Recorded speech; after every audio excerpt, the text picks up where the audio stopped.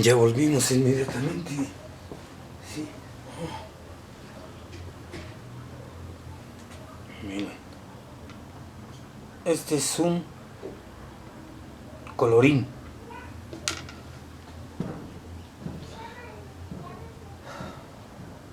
Nos quedamos en la matanza del Templo Mayor. Decíamos que fue dolorosa la matanza, ¿sí? Pero la matanza se junta con todo, desde que se violan las leyes del dios Huitzilopochtli, es decir, desde la entronización de Moctezuma. Creo que ya habíamos encontrado un plumón por aquí. Plumón. Aquí está. ¿Recuerdan que habíamos sostenido el comienzo?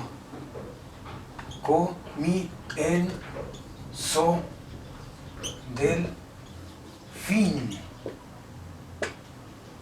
El comienzo del fin se da cuando Moctezuma no considera la ley cuarta del dios Huitzilopochtli ni las leyes que se decretaron por Tlacael en el tiempo de Moctezuma, el Huicamina.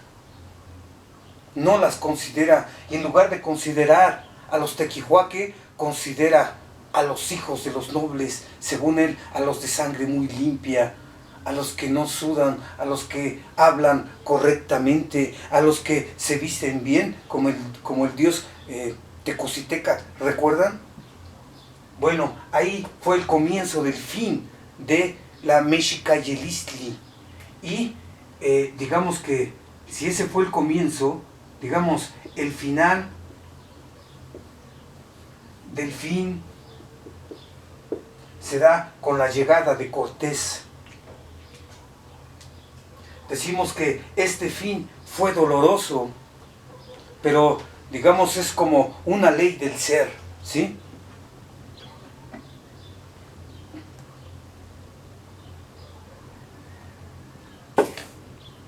Decíamos que la muerte no es cuando nos vayamos a morir, sino que la muerte nos constituye a nosotros.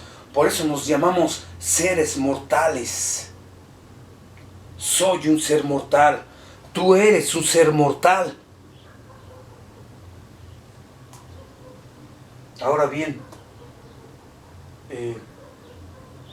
decíamos que todo esto es parte del fin, ¿sí? El comienzo y el final del fin. ¿Pero el fin de qué? El fin de la Mexicayelistli, del pueblo de México. Decíamos que los mexicanos llegaron a ser, ¿sí?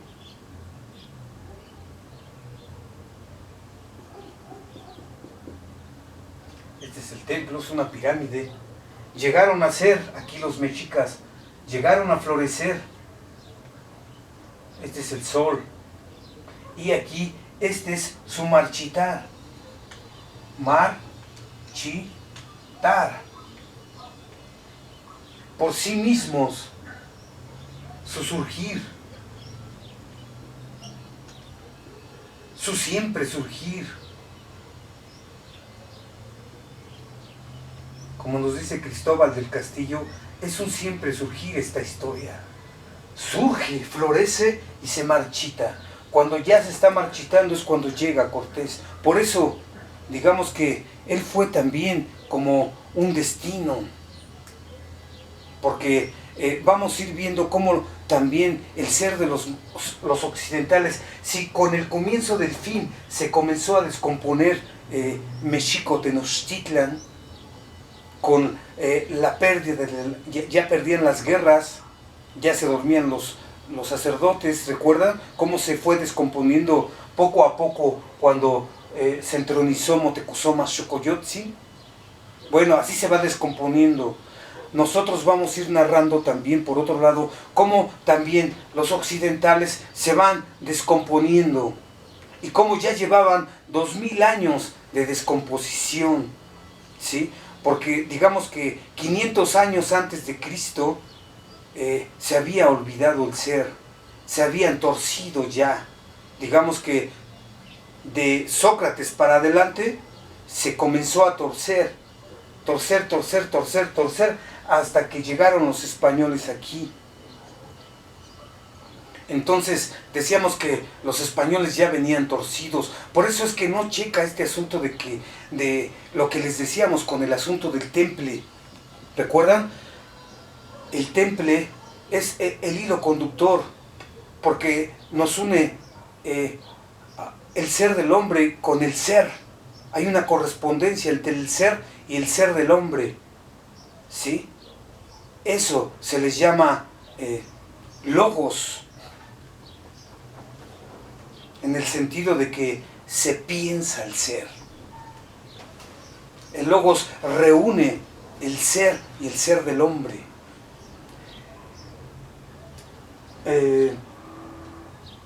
Algunos dirán, pero si eso ya tuvo muchos años, sí, pero somos historia, y la historia es ser, como dice nuestro maestro.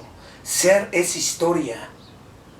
Entonces, nuestro ser no es así como que yo me debo mi ser a mí mismo y ya, sino que soy historia. Y para comprenderme tengo que comprender mi situación histórica. Decíamos que los mexicas estaban templados por su dios Huitzilopochtli en el valor y en la guerra. Eran un pueblo guerrero y a eso se dedicaban. Digamos que la justicia del dios Huitzilopochtli imperó sobre todos los dioses de la náhuatl. Ahora, en Grecia también sucedió así.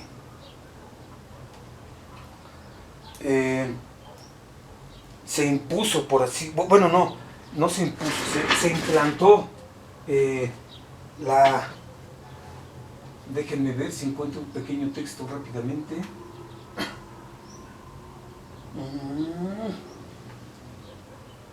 Pues el modo de ser de los antiguos mexicanos, digamos, tuvo que ver con su Dios. Pero, ¿y los occidentales? ¿Cómo? No está ese libro, se esconden. Los occidentales, digamos, fueron templados por su Dios, Cristo Jesús, el Nazareno.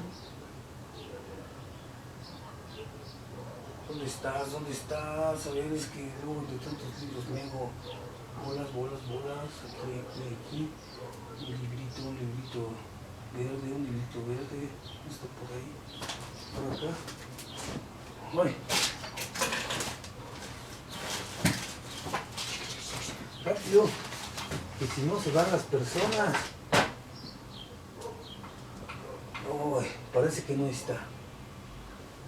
Y pues es un libro importante porque nos narra cómo en la antigüedad los griegos estaban, digamos, se los cuento y confían en lo que les digo, ¿sí? Porque ya llevo aquí media hora y no lo encuentro.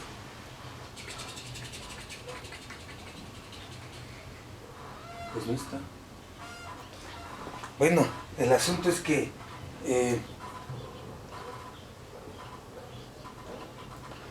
digamos en la antigüedad los dioses, Zeus, el dios de los dioses, a Zeus le gusta y no le gusta llamarse Zeus, decía Heráclito. El rayo lo gobierna todo.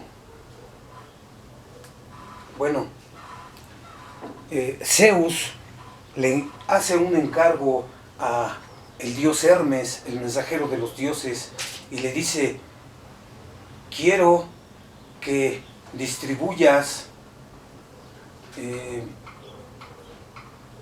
el pudor y la justicia a los hombres. Y quiero que funden ciudades y estén en común amistad los hombres, ¿sí? Y témplalos en el pudor y en la justicia.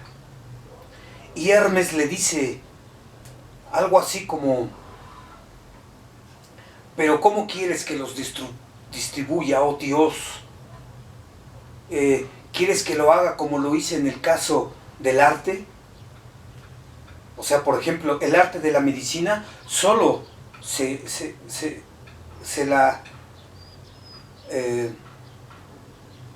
le donó a ciertos hombres. El arte de la música solo a los músicos. El arte de la filosofía solo a los pensadores. El arte de, ¿sí se entiende? O sea, como que solo para algunos ciertas cosas estaban templados de manera diferente. Pero el dios Zeus dijo: no, para todos, para que funden ciudades, para que vivan en común amistad, dice el dios Zeus. Y también que esta ley, digamos, se cumpla con rigor. ¿Cuál? Pues todos aquellos, como todos fueron templados en el pudor y la justicia, dice el dios Zeus, pues todos aquellos que falten al pudor y la justicia, que sean exterminados. Así de fuerte era Zeus. Daba miedo. Pero bueno, digamos que el dios templa a los griegos en el pudor y la justicia. Por eso, quizás, como decía, en común amistad, pues fundaron la democracia, ¿no? De puros hombres libres, por así decir. Entonces,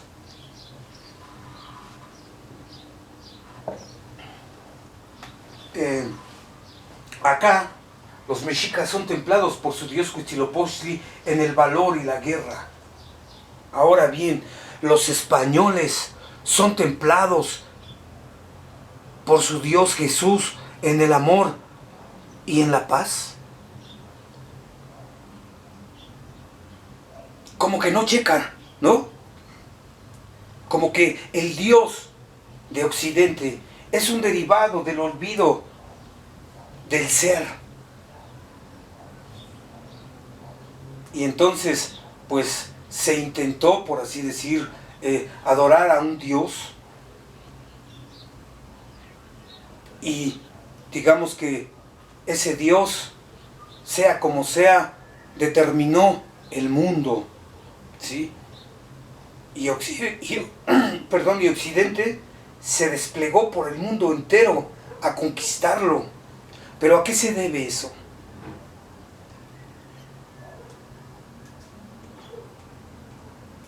¿Será que se debe al olvido del ser? ¿Será que en ese olvido del ser hay algo oculto que todavía nos espera?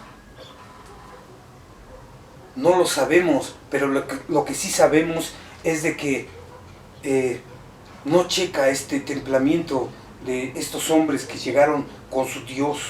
O sea, como que por un lado está su religión y por otro lado su modo de ser, ¿sí? Porque decíamos que el modo de ser, cuando florecen los mexicas, es el temple del valor y la guerra. Se hereda en el temple del valor y la guerra, se hereda la gloria, la honra y la grandeza. En el temple del valor y la guerra se hereda la sangre real y el alto linaje. Aquí, como Tecuzoma, Camina y Tlacaelel, así se dice lo que les estoy diciendo. Se sostiene que la Mexicayot, el temple que mueve a la Mexicayilistli, es el temple del valor y la guerra.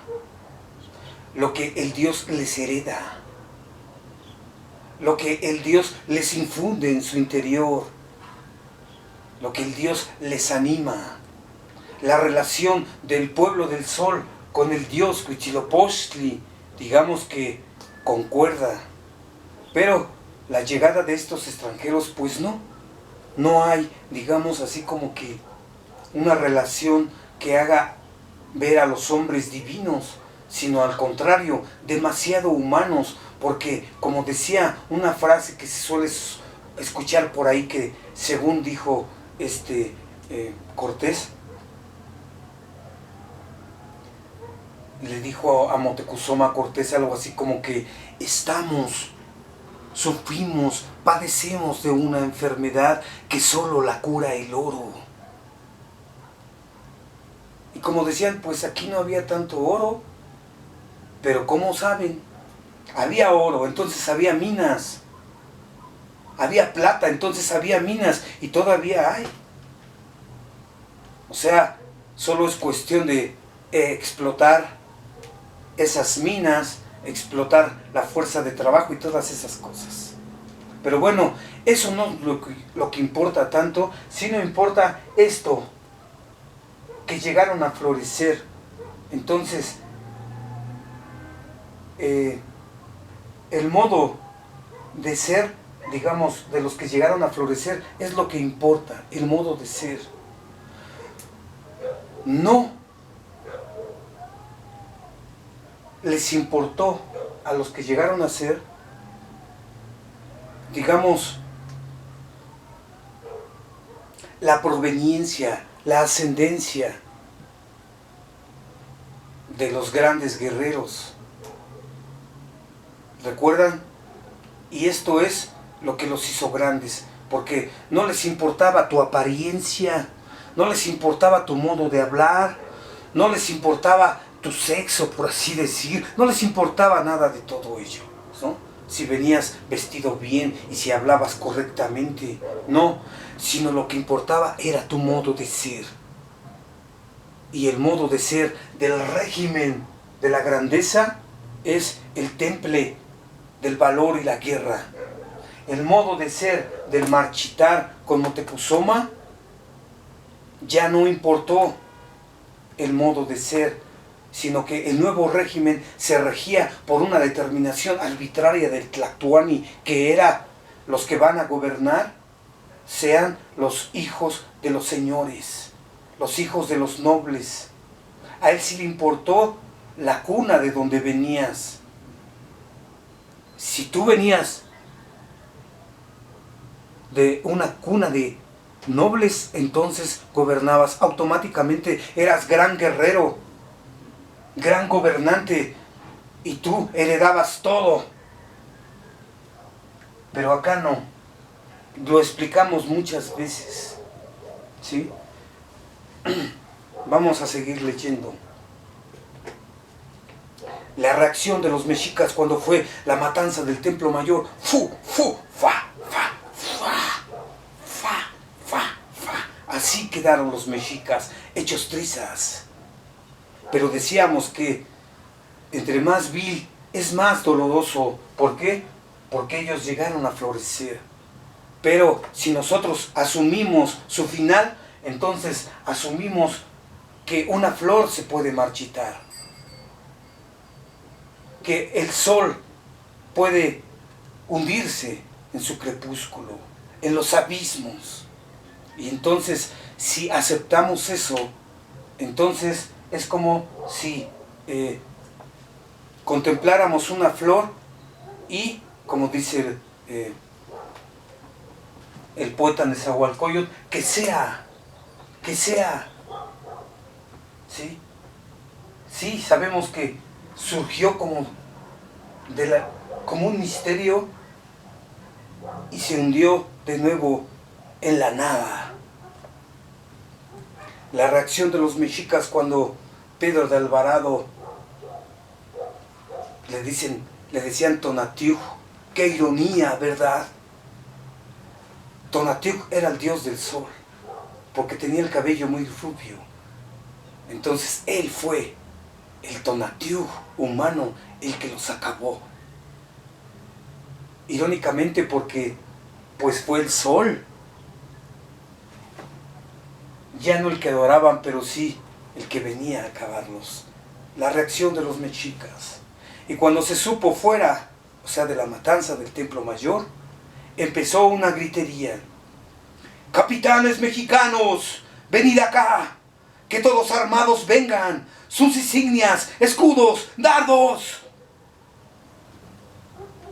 Venid acá deprisa, corred, muertos son los capitanes, han muerto nuestros guerreros, han sido aniquilados, oh capitanes mexicanos.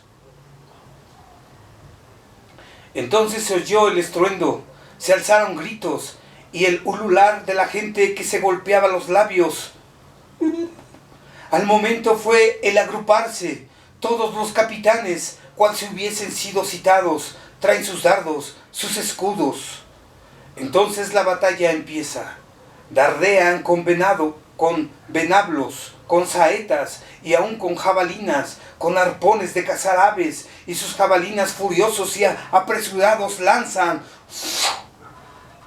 Estaban sumamente enardecidos. Todo olía a sangre, ¿recuerdan? Entonces la batalla empieza. Cual si fuera capa amarilla, las cañas sobre los españoles se tienden. Así lo titula el autor, Portilla. Los españoles se refugian en las casas reales. Por su parte, los españoles inmediatamente se acuartelaron y ellos también comenzaron a flechar a los mexicanos con sus dardos de hierro y dispararon el cañón y el arcabuz. ¡Pah! Para que vean de qué estamos hechos.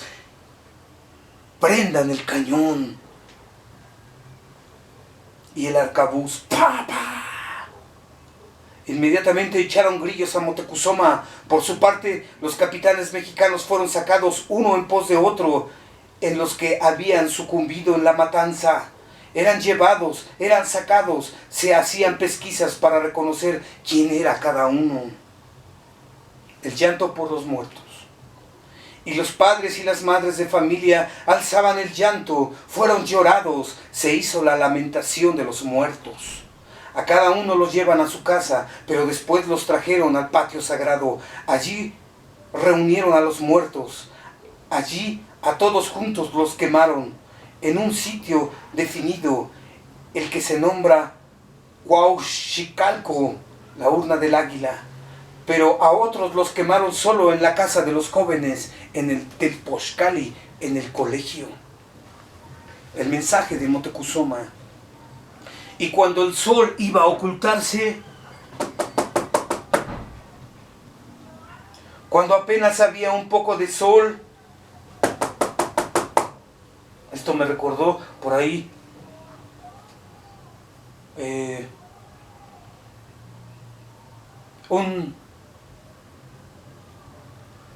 creo que fue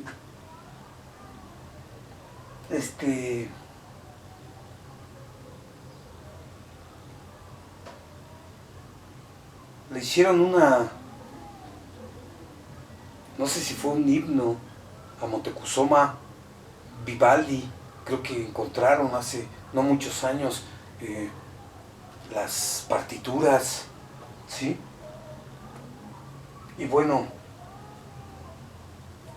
esto suena así, suena a música. Se escuchan los violines, se escuchan los chelos, se escuchan los tambores, se escucha el oboe, el arpa. Y cuando el sol iba a ocultarse, cuando apenas había un poco de sol, vino a dar pregón Itzcuauhtzin. Desde la azotea gritó y dijo: mexicanos, tenochcas, tlatelolcas, os habla el rey vuestro, el señor Moctezuma. Os manda decir que lo oigan los mexicanos. Es decir, Itzcuauhtzin iba a hablar en nombre de Moctezuma. Y dijo Itzcuauhtzin en nombre de Moctezuma: pues no somos competentes para igualarlos. Que no luchen los mexicanos. Que se deje en paz el escudo y la flecha. Él es el que salió en paz. Qué extraño es la existencia, ¿verdad? Los que sufren son los viejos, las viejas dignas de lástima, y el pueblo de la clase humilde, o sea, los más iguales. Y los que no tienen discreción aún, o sea, los que apenas intentan ponerse en pie, los que andan a gatas, los bebés, los nenes. Los que están en la cuna y en su camita de palo, los que aún de nada se dan cuenta. Por esta razón, dice vuestro rey, pues no somos competentes para hacerles frente, que se deje de luchar. A él lo han cargado de hierros, le han puesto grillos en los pies, dice Itzcoautzin. Era el Tlatoani de Azcapotzalco, de Tlatelolco. Y luego dice, cuando hubo acabado de hablar Itzcoautzin,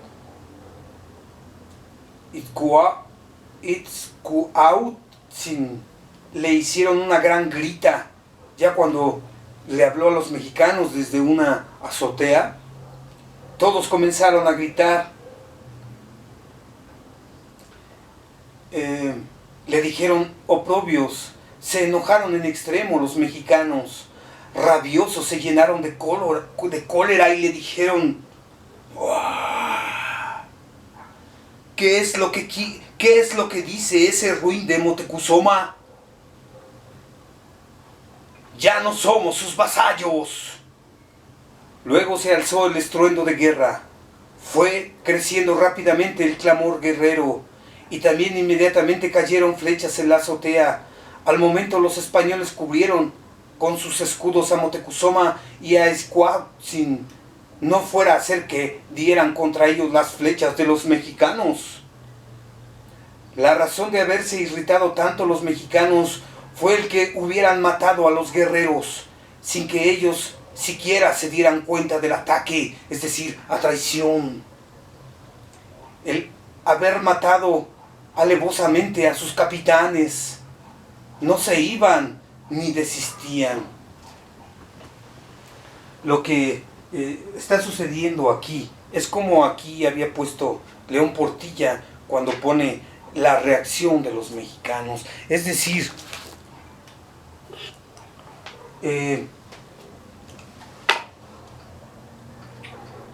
cuando los mexicanos ya se marchitan, ya no hay nada que hacer, pero hay reacciones, ¿sí?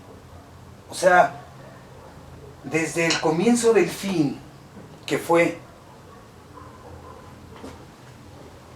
el olvido de la Mexicayot, ya iban para abajo los mexicas. A ver si se ve. El comienzo del fin fue este marchitar. Y cuando llegan los españoles, pues terminan de matarlos. Es decir, todo lo que se da después de que Moctezuma deja entrar a los extranjeros es porque los dejó entrar. Desde que se asomaron en el mar, les dijo, aquí esta es su casa, yo ya me voy a mi casa de nobles. Ya, me resuelvo, me dejo morir, lo espero, seré testigo, lo experimentaré, lo veré, daré la cara, lo encararé. ¿Qué más? No podré hacer nada, no podré huir. Ya fui. Vengan, este es su reino. Y efectivamente llegaron y se adueñaron. Cortés pensaba que ya adueñándose de la cabeza, recuerdan que a los pipiltin les llamaban así, él creía que ya con eso se iba a doblegar todo el imperio. Pero no, hubo reacciones. Todo lo que sucede después de que Moctezuma entrega el imperio solo es una mera reacción. Ya, Cuitláhuac, pues nos hace recordar que hasta la viruela estaba de parte de Hernán Cortés. Todo estaba de su parte, traductores, pueblos que estaban llenos de ira contra los mexicas, llenos de odio, porque los mexicas, perdón, los atropellaban. Entonces, si nosotros entendemos que todo lo que sucede después de que los españoles entran a Tenochtitlan y con Moctezuma el Juicamina, digamos, se entrega, ya ahí acabó todo. Allí, como decías, ya cuando el sol se iba a meter, ya el último rayito de sol, Moctezuma habló y dijo: no se luche, no somos sus contendientes, dejad el arco y la flecha, todo ha acabado, no hay nada que hacer. Y bueno, como el coraje enciende a estos hombres que son sobrevivientes ya como Moctezuma, son los últimos. Y pues parece que aquí terminamos, solo vamos a anunciar que cómo se da la figura de Cuauhtémoc en esta reacción meramente, que ya no había nada que hacer, ¿sí? Y pues Tlazocamate, que en lengua mexica, Tenochca, en lengua náhuatl, quiere decir gracias, Tlazocamate.